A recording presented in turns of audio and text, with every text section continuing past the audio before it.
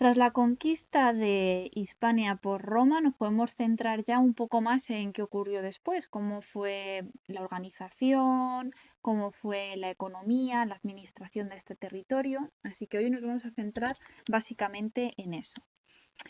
Eh, la verdad es que con Roma llegaría la primera unidad territorial de la historia, porque hasta entonces, digamos, pues que en nuestro territorio cada zona había sido controlada por un determinado pueblo distinto, diferente, pero ahora esto cambia, ¿vale? Con Roma todo estaba bajo una misma dirección y en manos de un mismo gobierno. Se puede decir, por lo tanto, que por primera vez desde que hemos empezado este periodo de la historia, se puede hablar de un territorio unido. Vale. Pero esto es muy extenso, son muchísimos kilómetros, hay que administrarlo, hay que organizarlo. ¿Y cómo podemos hacerlo? Bueno, pues será el emperador Augusto el encargado de esto, porque lo que hizo fue dividirlo en tres provincias. La primera fue la Bética, la Tarraconensis y la Lusitania, ¿vale? Esta sería la primera división del territorio. Luego más tarde se ampliarían estas tres provincias hasta seis, cada una de las cuales sería dirigida por un gobernador. Aquí tenéis este mapa con distintos colores donde se pueden ver un poquito mejor cada una de ellas.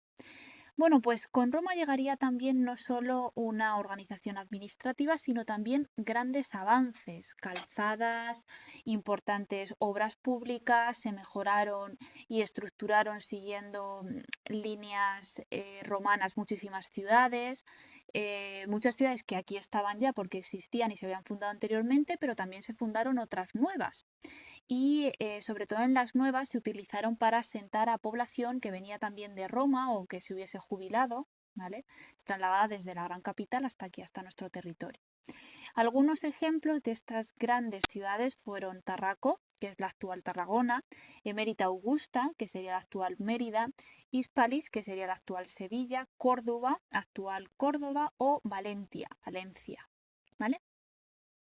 Con respecto a las actividades económicas que eran importantes en Hispania, hubo varios sectores, os lo he puesto aquí más o menos resumido, que destacaron por encima del resto. En el ámbito de la agricultura destacó sobre todo el cultivo de trigo, de vid, del olivo, pero también hubo otros productos importantes, por ejemplo, productos de huerta, hortalizas, frutas, verduras y también hubo pastos. Generalmente, cuando Roma conquistaba el territorio, repartía las tierras, evidentemente los soldados más poderosos se quedaban con las mejores tierras y esas tierras se solían dividir en 5 partes para sacarles un mayor rendimiento. Cada una de las partes se destinaba a uno de estos cultivos que he dicho y el último, la quinta parte, se destinaba a pastos, que son básicamente hierbas para la alimentación del ganado, porque claro, también tenían ganado para sacar otro aprovechamiento tanto de carne como de leche, etcétera, ¿vale? En Hispania en concreto fue muy importante el olivo, el comercio de aceituna, de aceite, porque era un alimento muy reclamado y demandado y entonces se enviaba a través del comercio a muchos lugares del imperio, sobre todo a la capital, a Roma, pero también, por ejemplo, era muy demandado en el norte de Europa. Luego, con respecto a la minería. Bueno, la minería fue otra de las actividades principales de la Hispania romana. Ya os he comentado que Hispania llamaba la atención de todo extranjero por esta riqueza minera que aquí existía. Antes de los romanos, ya los pobladores de Hispania habían trabajado muy duro para extraer estos recursos. Después, con la conquista de Cartago, los cartagineses también explotaron esos recursos minerales y tras el fin de las guerras con Cartago sería Roma la que se plantaría aquí y la encargada de extraer todos esos recursos metalíferos. Roma en concreto se encargó sobre todo de la extracción de plata, también de cobre y de hierro. Luego hay otros dos recursos que os cita el libro y que son muy importantes también, como sería, por ejemplo, el mercurio en la Bética. La tenéis en el libro donde está la Bética, la parte del sur. había un importante yacimiento de mercurio que estaba en lo que hoy se llama Almadén. Este yacimiento sigue existiendo, solo que la mina pues ya no se utiliza, está cerrada, solo se abre con fines turísticos. ¿Por qué? Pues porque hace unos años se descubrió que la explotación del mercurio era bastante contaminante, ¿vale? Pero en su día fue muy explotada por los romanos y era un recurso muy deseado igualmente. Y luego, aunque no lo cita el libro tampoco, en las áreas de Toledo y de Cuenca destaca un tipo de piedra muy similar al yeso, pero algo más transparente, que se utilizaba en la antigua Roma para realizar los cristales, realizar ventanales. Entonces, este también fue un recurso muy demandado, tanto en Hispania, para la construcción de las edificaciones que había en las ciudades de allí, como también en Italia, se lo llevaban a Roma. Bueno, que se puede decir, por lo tanto, que a nivel económico Hispania dio muchísima riqueza por la calidad y la cantidad de estos minerales, pero también es cierto, y esto no se suele decir, que detrás hubo muchísimas pérdidas humanas. ¿Por qué? Porque el trabajo en la mina era horrible, las condiciones eran pésimas, se trabajaba muchísimo, muy duro y sin ningún tipo de seguridad. Las posibilidades de derrumbe eran bastante habituales, era el tipo de trabajo más precario. Para un esclavo, por así decirlo, era pues el peor de los destinos que le podían dar.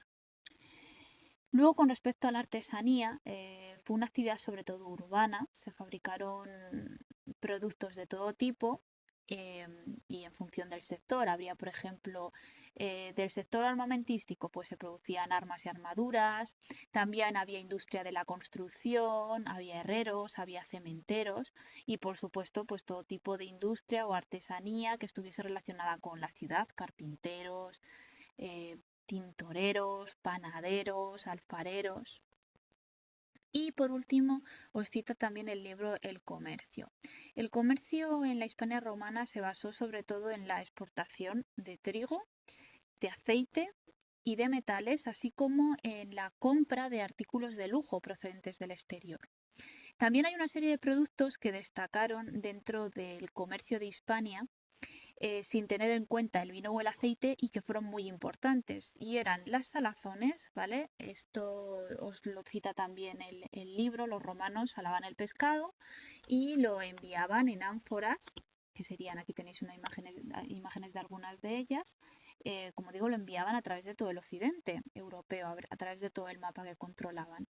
Y luego había una cosa muy demandada y bastante curiosa que se llamaba la salsa garum, una salsa que por lo visto pues era un éxito por todo el imperio y que se producía a partir de las vísceras del pescado.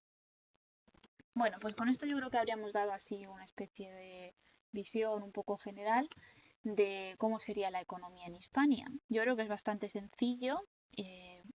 Además, os he dado algún que otro dato que nos cita directamente el libro para que tengáis alguna información un poquito más amplia.